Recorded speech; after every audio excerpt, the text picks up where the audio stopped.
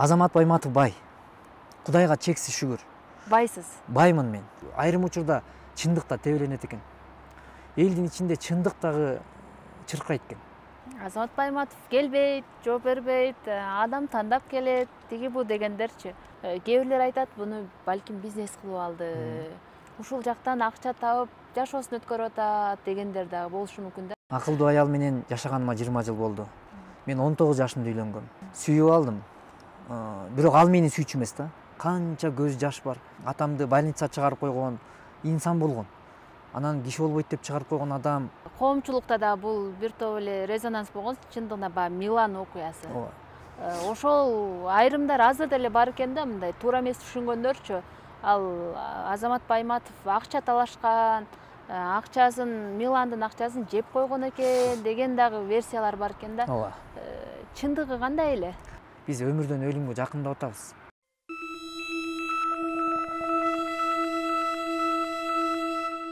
Амансыздарбы достор? Биз бүгүн канчалаган адамдарга жарыгы тийип, канчалаган үй бүлөлөрдү үйлүү кылып, канчалаган ооруган адамдардын кайрадан экинчи өмүрүн албетте жараткан берет, бирок ошого да себепкер болуп жүргөн биздин бир абдан бир жакшы, ушунчалык бир адамгерчиликтүү агабыз бар. Ал Кайрымдуу Бол фондунун жетекчиси Азамат Байматов. Биз бүгүн Азамат агабыз менен элдерди, көптөрдү кызыктырып жүргөн суроолоруна жооп алып, маектешебиз буюрса. Даярсыз да? Даярбыз. Бардыгын ачык, айкын айтып бергенге. Кудай буйруса. Алгачкы эле суроо, Азамат Байматов ким? Азамат Байматов мындай Кудайдын мындай кулу, элдин үй бүлөдө ата-энемдин сүйкүмдүү уулу, өмүрлүк жарымдын сүйүктүү жары, балдарымдын ушу атасы Азамат. Сонун Азамат деген атка татыктуу болуш дагы бир чоң жоопкерчилик да. Ооба, албетте. Сиз бирок ошону жакшы эле бир деңгээлде аткарып келатасыз го деп ойлойбуз, кылып аткан, жасап аткан иштериңизден уламчы. Ага мен өзүм баа бере албайм. Эми кылып аткан ишиме эл тараза, эл сынчы деп коет, анан эл ичинде жасап аткан ишибизге эл тараза деп ойлойм. Анан фонд жөнүндө сөзсөк, мына быйыл 7 жыл болот деп атасыз. Куттуктайбыз 7 жылдыгы менен. Ушул 7 жыл аралыкта эми бир жакшы эле күндөр өттү болуш керек. Ооба. Анан эмне үчүн Кайрымдуу Бол? Кайрымдуу Бол фонд быйыл Кудайга шүгүр 7 жашта. Эмне үчүн Кайрымдуу Бол болгон себеби, бул атты коёрдо, ысымды коёрдо мен аябай издендим. Бир 5-6 атты дайындадым. Ошону эме карап көрүп, анан мындай суроо белгисиндегидей болгон дагы эмелер болбош керек экен. Мисалы, бул илеп белгиси менен атайын мындай күчтүү сезим менен айтылыш үчүн мындай мээримдүү бол, адам бол, инсан бол, мээримдүү бол, адамгерчиликтүү бол деген сыяктуудай, анан кайрымдуу бол деп атайын бир жакшы бир чакырыкты чакырсын деген үмүт менен Кайрымдуу Бол болду.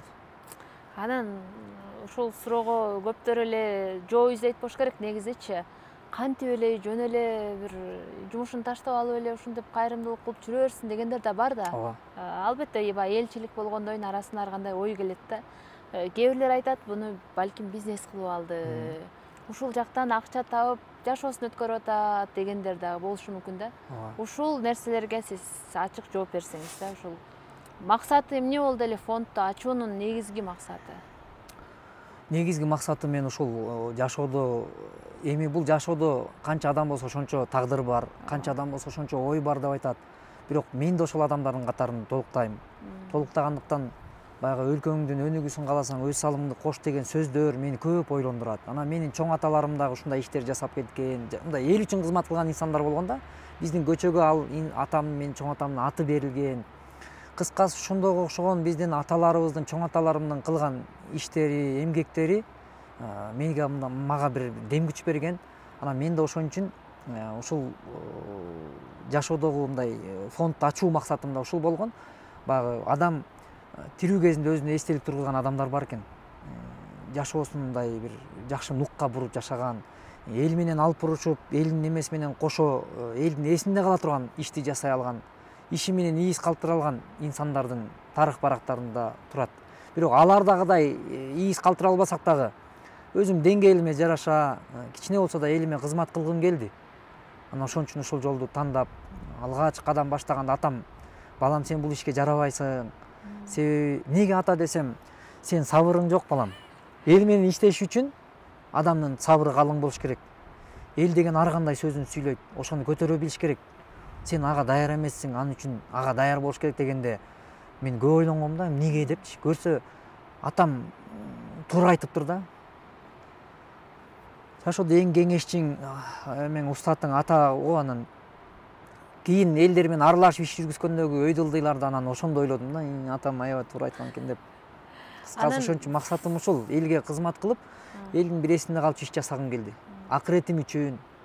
Анан ошого эле жараша баягы атаңыз дагы ооруп, оорукана чыгарып берип койгондугун биз Таласка барып өздөрү менен маектешкенде да уктук, сизден дагы угуп жүрдүк. Ошол нерсе дагы аябай себеп болду беле. Баягы бала күндө сиз кечиресиз, бала күндө үйгө эч ким кирбей калган, балдар биз менен ойнобой калган. Бул мындайча айтканда балалык бир травма болуп калат да бул. Ооба, сөзсүз. Эми жана алдыда да ошол мисалы бул иштичи адам өзү, биздин адам табиятындагы жашообуз ушундай экен. Адам башынан өткүзмөйүн анча нерсени түшүнө бербейт экенбиз. Сезе бербейт экенбиз. Ошону сезиш үчүн адамга жараткан сездире тургандай сыноону берет экен.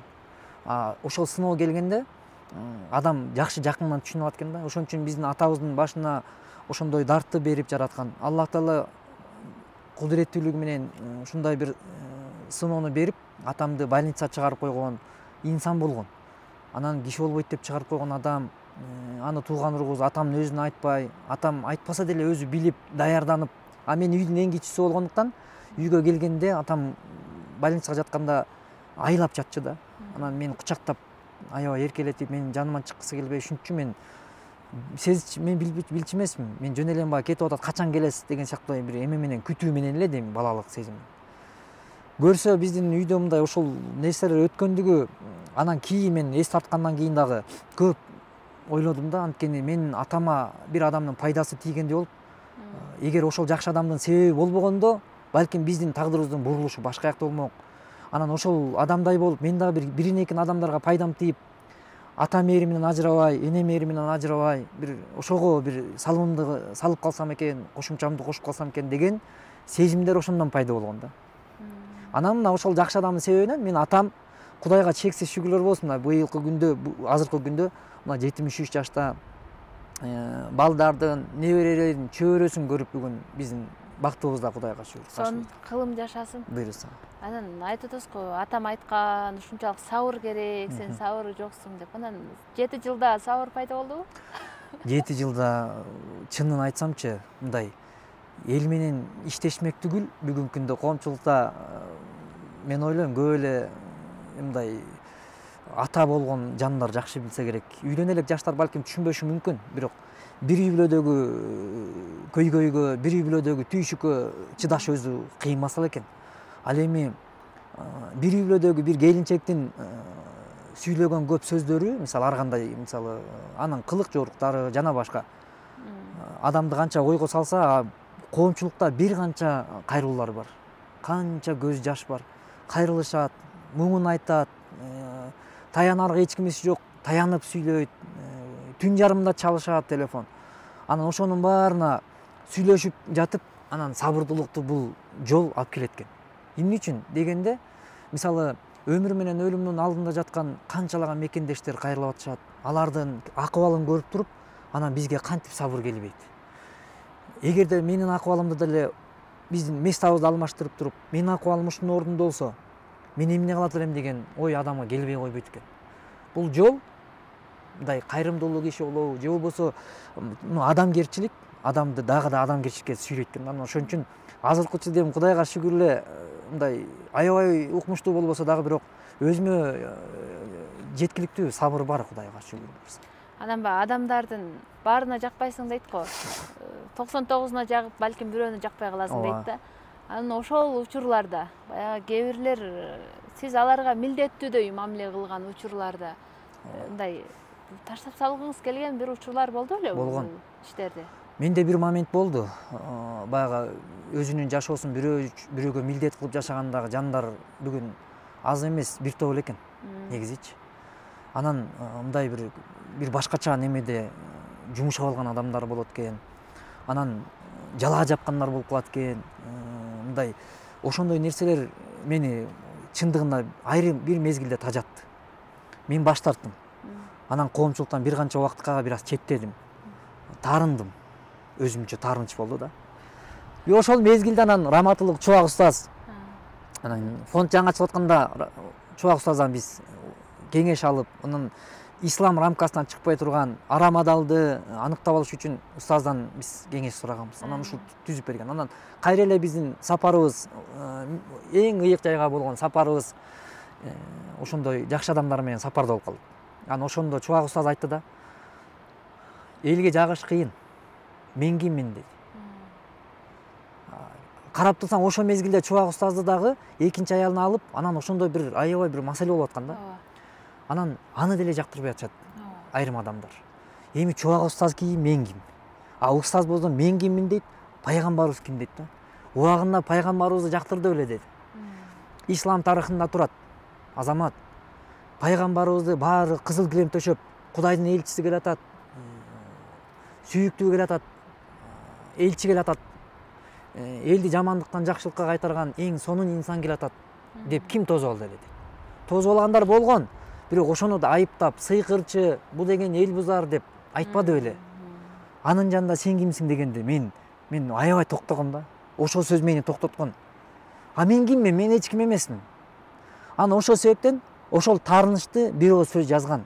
Чубак устаз мындай бир эле инсанга эмес, устаз мисалы ал инсан коомго чоң салымын кошту. Ошентип ошол оюмдан ошол инсан кайтарган да. Анан кийин кайра акырын келип көрсө мен өзүм эртеңки акыретим үчүн жасашлыкты жакшы түшүндүм. Анан бүгүнкү күндө мына азыр ошол жол уланып кетип атат. Анан ошол таарынычтар, баягы келишпестиктер деп калыңыз да, ушул коомчулукта да бул бир топ эле резонанс болгон, чындыгында баягы Милан окуясы. Ошол айрымдар азыр деле бар экен да, мындай туура эмес түшүнгөндөрчү. Ал Азамат Байматов акча талашкан, Миландын акчасын жеп койгон экен деген дагы версиялар бар экен да. Чындыгы кандай эле? Эми бир эле чындык бар Кудай астында. Меники деле өзүмгө эле туура дегенден деле мен таптакыр алыспын. Бирок коомдо эл өзү таразалап алар. Ошол учурда да таразалашты. Миландыкын туура көрүштү, кээ бирлер меникин туура көрүштү. Бирок менин пикирим, ал жердеги менин аракетим, менин максатым ушул болчу. Өмүр менен өлүмдүн алдында жаткан Милан жардам сурап кайрылды элден. Анан мага дагы кайра байланышка чыкты, чакырды. Мен барып бердим, чакырык кылып бердим, каражат топтоп. Анан кыскасы топтолгон каражаттан ашканы кийинки муктаж адамга берилиш керек. Менин принциптерим ушул. Чогулган элдин аманат акчасы даректүү пайдаланса, максаттуу пайдаланса, ошондо жакшы болмок. Анан ал Миланга чогулган акча негизи анын максаты бир эле максат бар болчу. Ден соолугум жакшырып эле, элдин катарында кошулуп эле, балдарым кашында аман болсун болду эле деген максат болчу. Жакшырып келгенден кийин ада экинчи максат пайда болду. Арткан $8300 арткан. Ошол акчага машина алып алды да. Анан ошого мен каршы чыктым. Мен макул эмесмин. Анткени андан кийинки ооруп аткан муктаж адамдар акча таппай атышат. Ошо $8000 мен эки кишиге болсо да бөлүп бер, Милан сенден кийинкилер да бар жакшы болуп алсын деген гана чечимди, сунушту кабыл алган жок. Болбой машинасын бүгүнкү күнгө чейин деле айдап жүрөт да. Аны Кудайга коюп койдук. Бирок ошол жерде Байматов бар өзү үчүн талашып аткан болсо, эл айтса болмок да. Мен аны мага бер деп барган жокмун. Аны өзүңөн кийинкиге бер деп, мен андан кийинки мен деле тааныбайм. Милан деле мага тууган ургум деле эмес. Кыргыз катары, мусулман катары, андан кийинки деле кыйналып аткан адамдар деле тааныбайм. Ал кыргыз, бир кыргыз эненин баласы ооруп аткандыгын эле адилеттүүлүк үчүн айттым. Бирок ошол айрым учурда чындык да тебеленет экен. Элдин ичинде чындык дагы чыркайт экен. Анан ошондой учурларда чынында таарынат экенсиң да. Эл эмне үчүн мындай туураны көрсөтүп туруп айтып атсаң деле өзүмө каалаган жакшылыкты өзгөгө каалаш керек дегенге мындай толук түшүнүктүү эмне үчүн мындай жөнөкөй эле түшүнүктүү берип турат. Бирок машина эмне? Адам өмүрү ошол кайрылган адамдардын Миланга учурда $8.000 ошол үчөө кайрылган да. Мен айткам, мына үчөө де ошонун экөөсүнүн апасы кошо барган. Экөө кайтыш болуп калды. Бүгүн жер астында жатышат. Бирөө жакшы болуп келди. Эми балким да мен азыр да айтарымчы, балким ошол жердеги адилеттүү чечим болуп берилип калса, балким ошол акча кичине болсо да сүйкөп ал жетип, балким өлбөй калат эле да.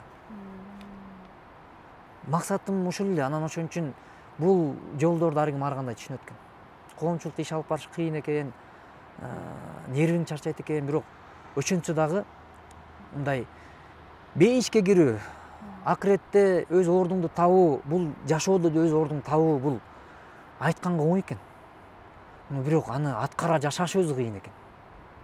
Маселе ошондо экен да.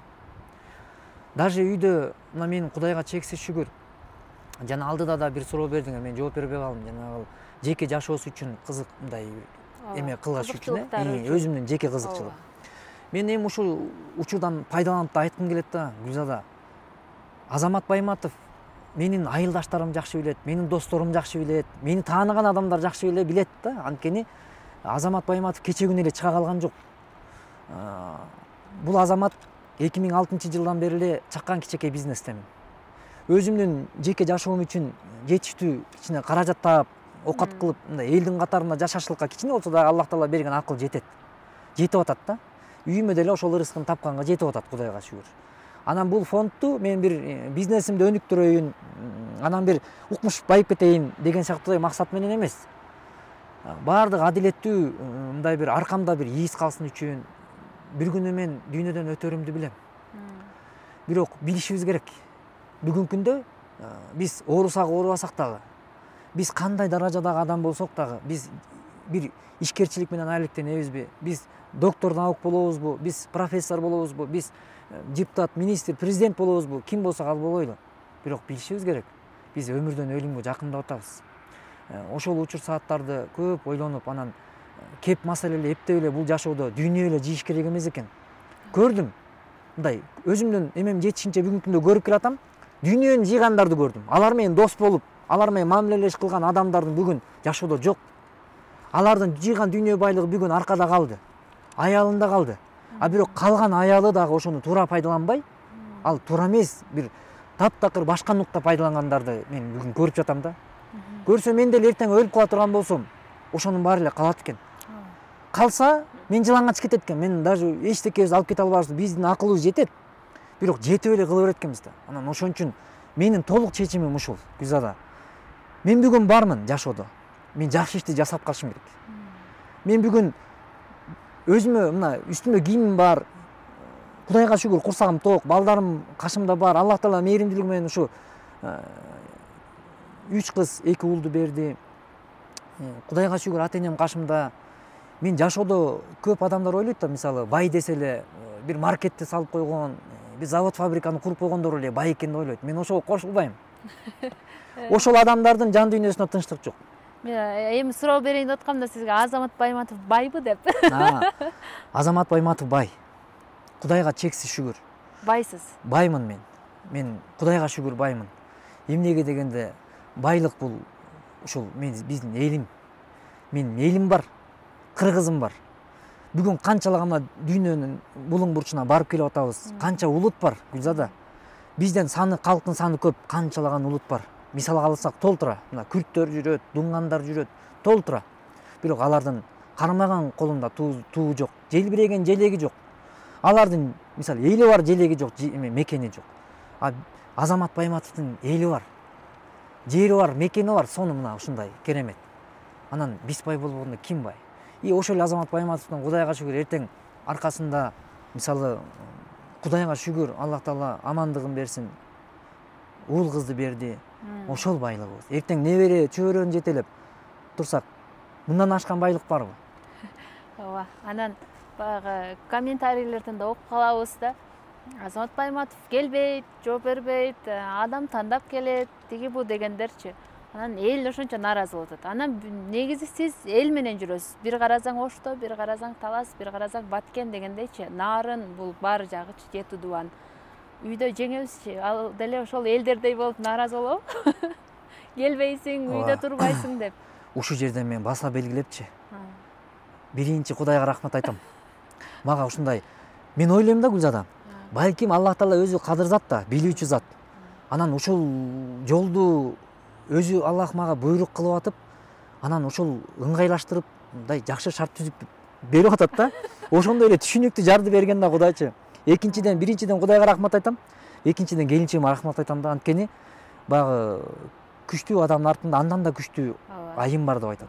Ошондой акылдуу аял бар да. Анан ошондой акылдуу аялды бергенине шүгүр. Анан мен эки жакка кетсем, кысканычтык болуп, ал менин кулак мээми жеп турса, мен анда бара албайт элем. А мен айланамда канчалан адамдар жүрөт. Бирок ошондой биздин мындай чыр-чатак жок эле түшүнүп, наоборот мага тетиринче көмөктөшөт.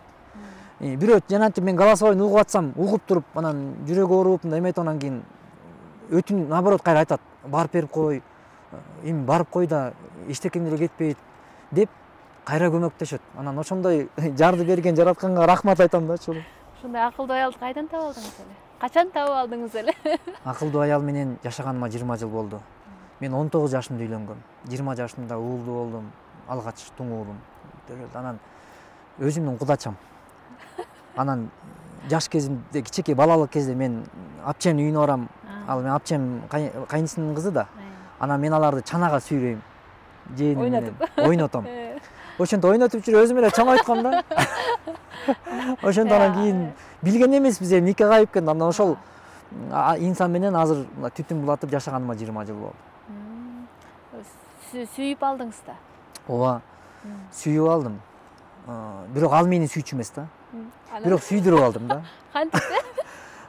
Эме экен жашоодочу мышыкты деле сылап сыйпаса, мышык да адамга жакындайт экен.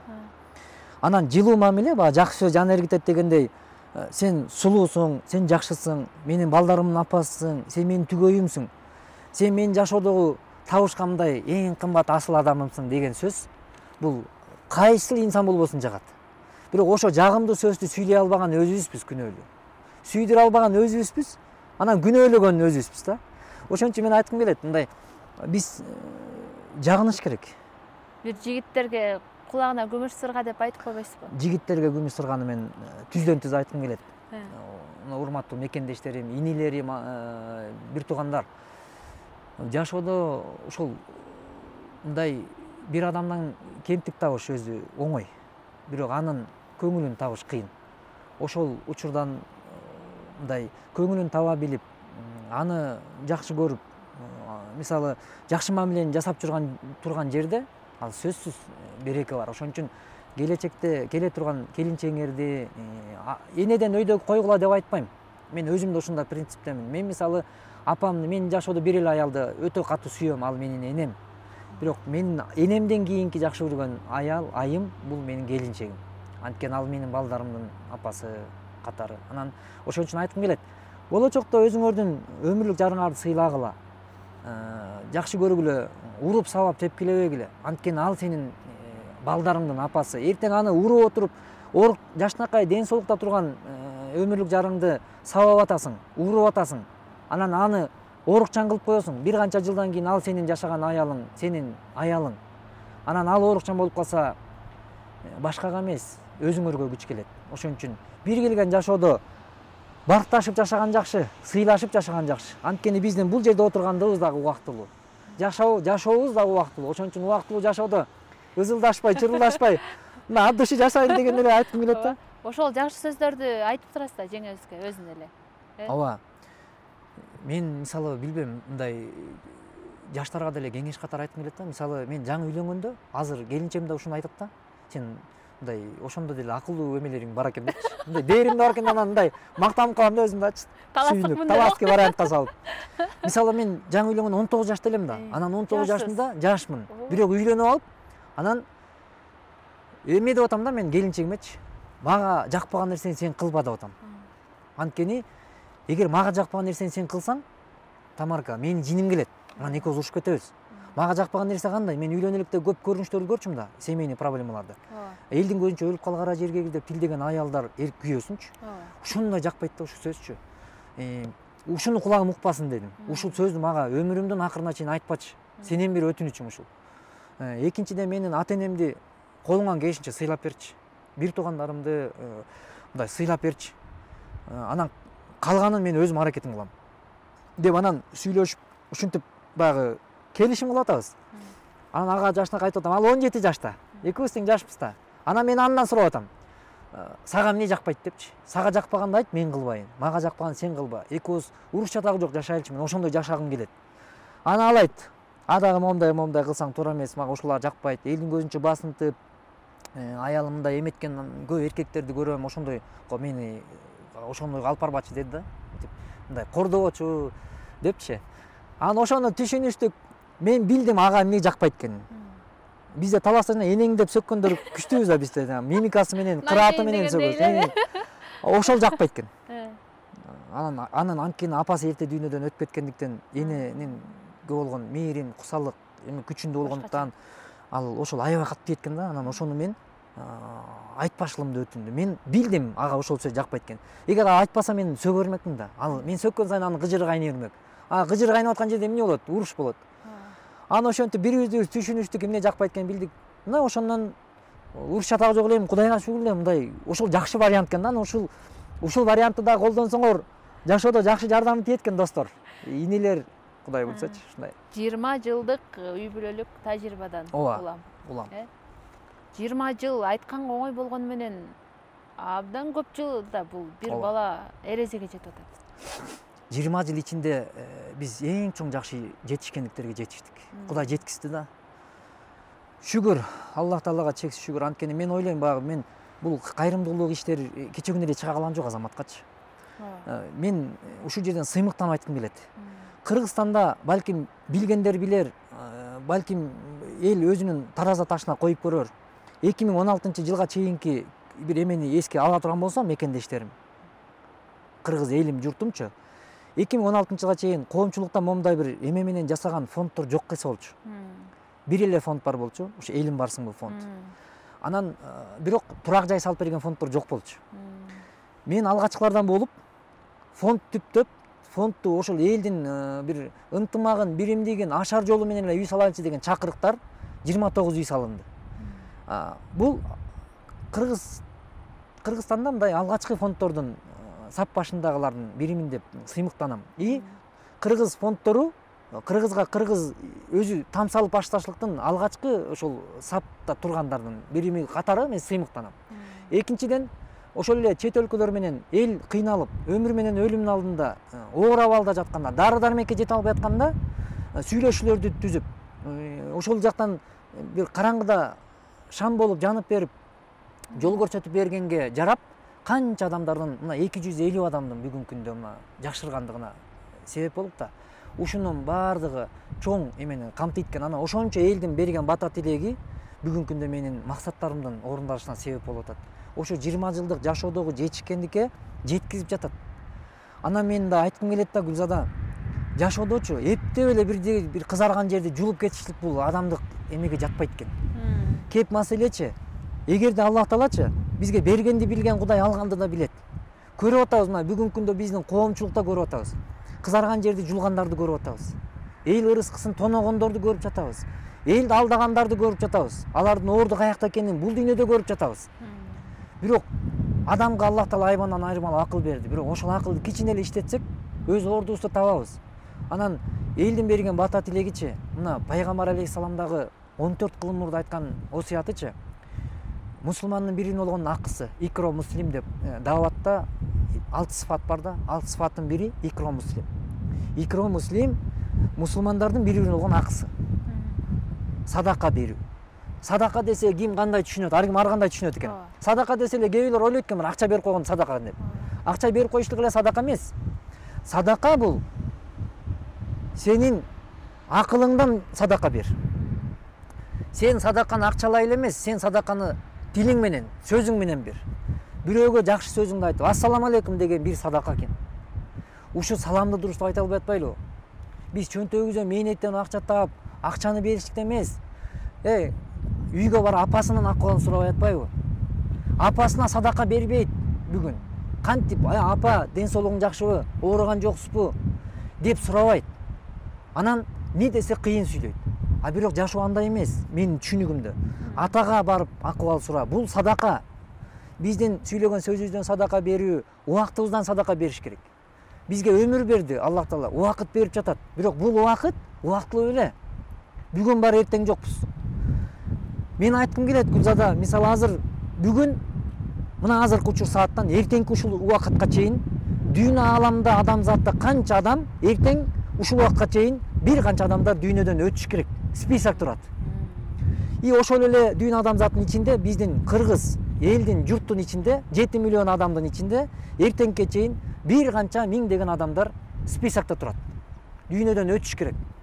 Наристе болобу, роддомдогу жаңы төлөлөрүндө откан баладан 80-90го чыккан караяга чейин балким ичинде жолдо кетип барат, кырсыктап өтүп атат. Төшөктө жаткан адам жашнакай эле кечинде уктап, эртең менен турбай калып атат. Ар кандай акыбалды берип атат. Балким ошол списоктун ичинде балким мен бардырмын. Ким билет? Эч ким билбейт. Эртең ушул убакытка чейин ким эмне болуп кетерин билбейбиз. Анан бизде ушундай түшүнүк көбүрөөк орноп калыптыр да, мен эми коомчулукта көбүрөөк аралашып жүрүпчү. Өлөт десе эле как будто бир ооруп аткан адамдар эле өлөт деген сыяктуу түшүнүктөр да бар да. Кеп ооруп аткан адамдар эмес экен. Балким менин айткым келет да элимечи, садаканы убактыбыздан садака берсек, убактыбызга Аллах береке берет экен. Дүйнөбүздөн садака берсек, дүйнөбүзгө береке берет экен. Биз ойлойбуз да, азыр мисалы садака берип койсом, койчу мен өзүмө жетпей атса, ага берип коюп, эмне Кудайдын азабы деген сыяктуу түшүнүктөр бар. Анан жана мага да көптөр суроо берет да, Азамат, сага эмне Кудайдын азабы? Ооба. Сага эмне Кудайдын азабы деп мага аябай мага боор ачып сүйлөшөт кээ бирлерчи. Сен туруп Баткенге баратасың, тетага чейин эмне Кудайдын азабы? Ошко баратасың.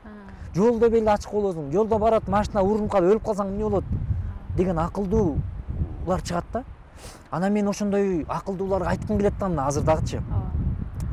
Ошол ойдо ойлонуп атканга акылың жеткен болсо, демек ошол акылды дагы иштетип бир аз ойлонуп койчу.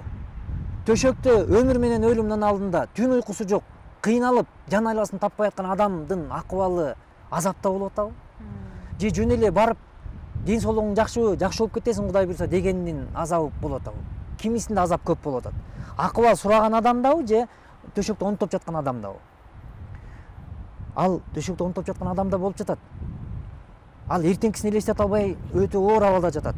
Бизге кызык болгон машина алуу, бизге кызык болгон үй алуу, там салуу, Европага барып келүү, Америкага барып келүү кыялдар, көптөгөн кыялдар жашап жаткан биз барбыз. Бирок ошол кыялдардын бири да жок. Жөн гана ден соолугум эле жакшы болуп, жаным кыйналбай эле жашнакай эле ата энемдин балдарым жандыр эле жашасам болот эле деген бир эле кыялы бар адамдар бар. Анан мен ойлойм, ошол азапты кимде экенин, кандай экенин билсек, демек биз туура чечим кабыл алмакпыз. Ошол эле Азаматтын жанына кошулуп алып деле барып келмек. Балким ошол айтып аткан адам. Анан ошону айткым келет, ушундай. Анан ушул 7 жыл аралыгында канчалаган кайрымдуулук иштер жасаган? Ошол эле 29 үй да. Эң сиздин жүрөгүңүздү бир ар бир эле тагдыр жүрөгүңө оорутат негизичи. Бирок абдан башкача таасир калтырганы. Абдан башкача таасир калтырган мендеги ушул аябай бир өзгөчөрөөгүчү.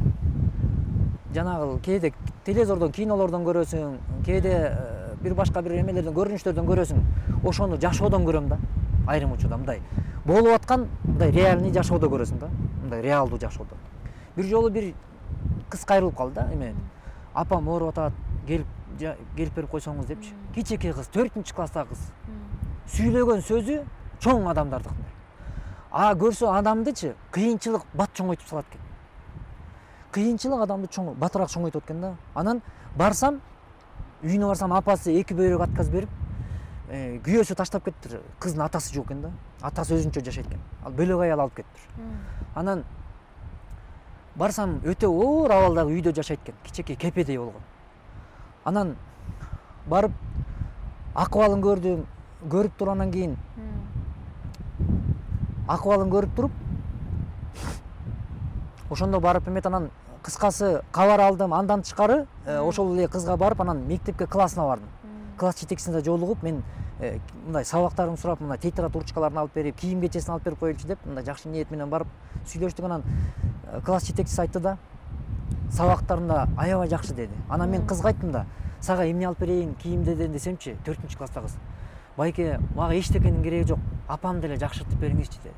Мындай ошол учурдагы көрүнүш өтө мындай башкача да, мен аны жеткиликтүү айта албай жатам, бирок ошенткен кыз апасын ажырады.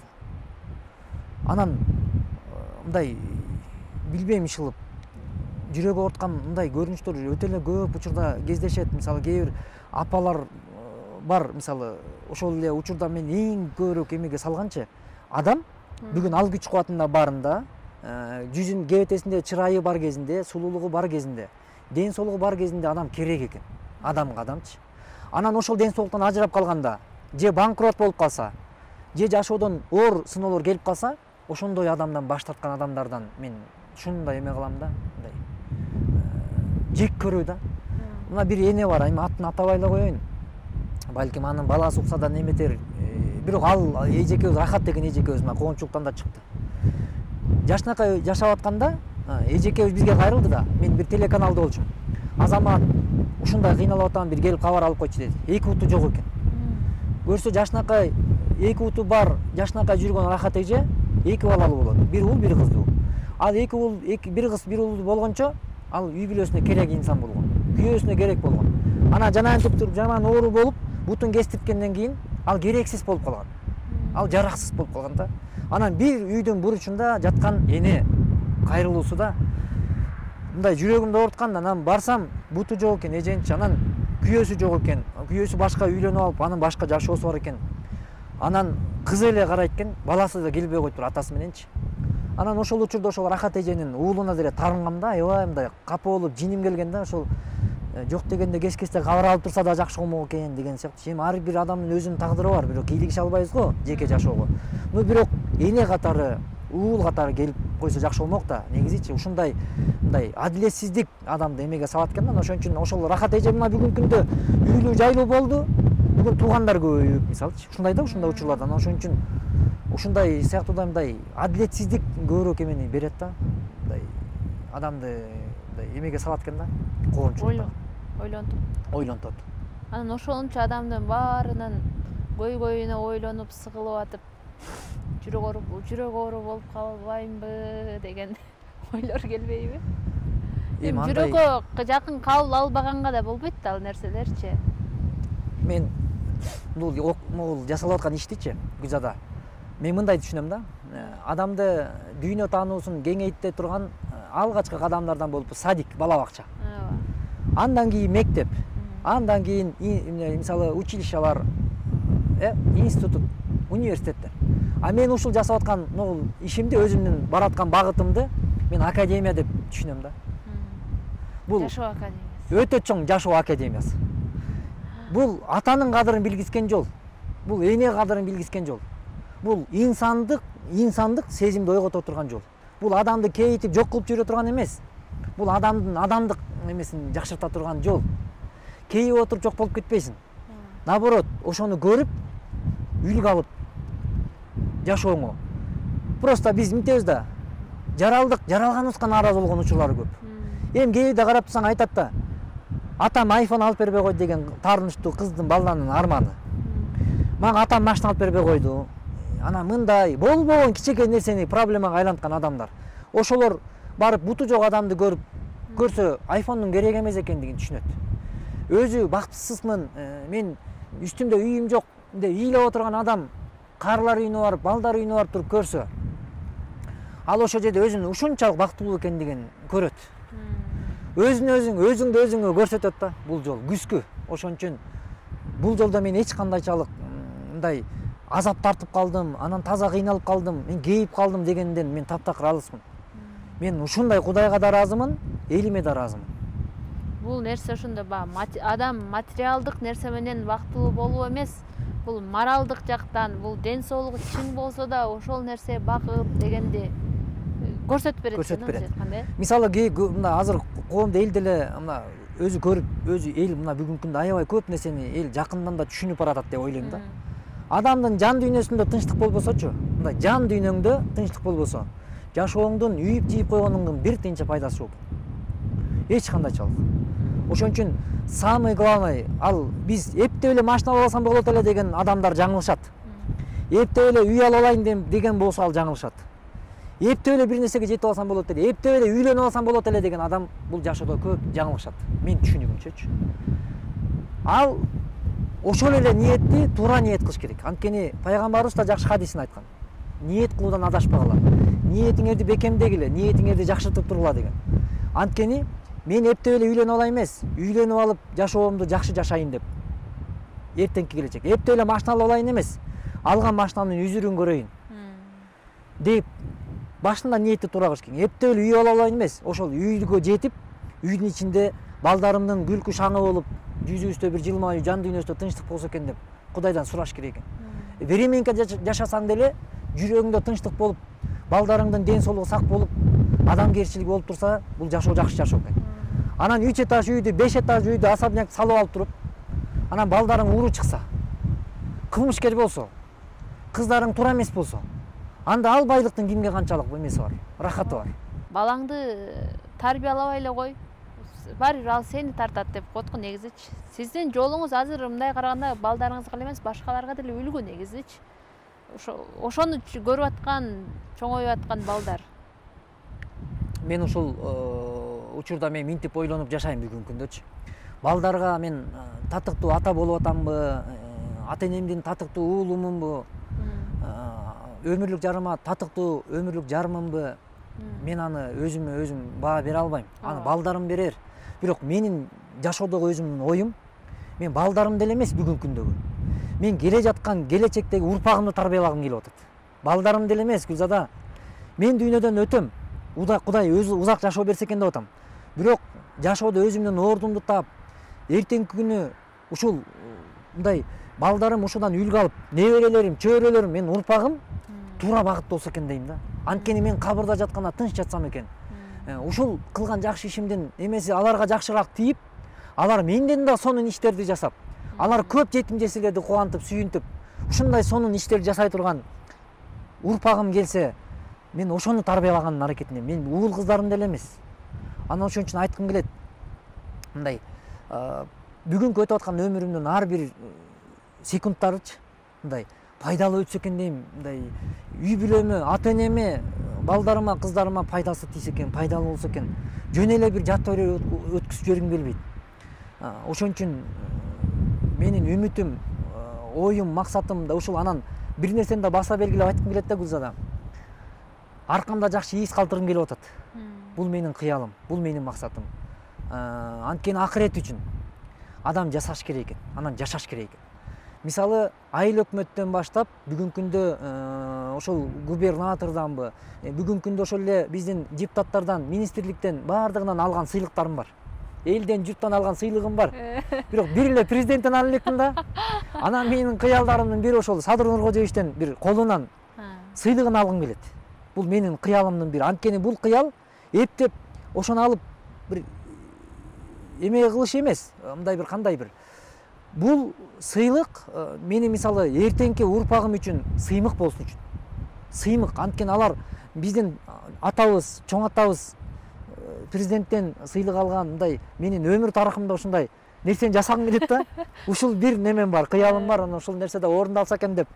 Анан качан бир жетер экен деген ойлор бар. Ошонун өзүнүн колунан ушундай бир жанагындай кээде жыл жыйынтыктарында эмелерде алынат го. Ошондо көрүп отуруп жөн эле кыялданып коем.